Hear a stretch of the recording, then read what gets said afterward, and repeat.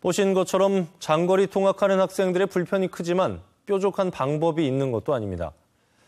학생들이 많은 곳에 학교를 더 짓는 게 유일한 해법인데 학교 신설을 승인받는 게 쉽지 않습니다.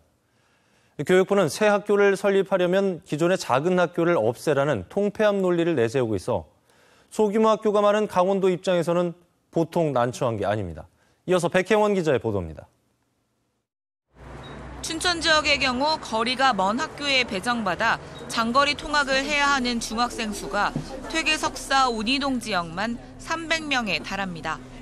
도내 전체로 보면 수천 명의 학생들이 등하교하는데 상대적으로 많은 시간과 노력, 비용을 들이는 셈입니다.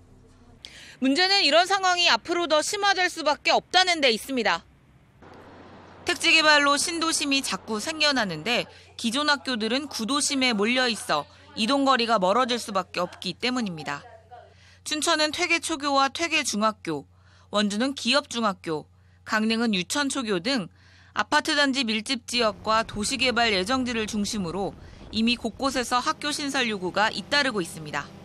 12월 교육부 중앙투자심사에 4개 학교를 의뢰할 예정입니다. 강릉 지역 학교 하나 하고요. 원주 지역 중학교 하나, 그리고 춘천에 초등학교 하나, 중학교 하나입니다. 교육부 기준에는 초등학교의 경우 4,000에서 6,000세대, 중학교는 6,000에서 9,000세대가 새로 생기면 학교 신설 예산을 내주게 되어 있지만 요즘엔 기준을 충족해도 통과가 안 되는 경우가 많습니다.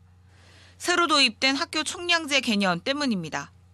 전체 학생 수가 늘지 않으면 학교 신설도 불가하다는 겁니다. 특히 최근엔 소규모 학교 통폐합을 전제 조건으로 신규 학교 설립을 승인하는 경우가 많아지고 있습니다. 충청북도의 경우 신설학교 6곳을 승인해주는 조건으로 21개 학교를 통폐합하기도 했습니다.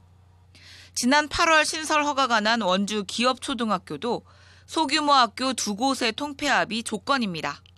교육부 정책은 우리 도교육청의 작은 학교 살리기 정책하고도 좀 충돌을 일으킨 부분이라서 저희들이 상당히 어려운 점이 많이 있습니다.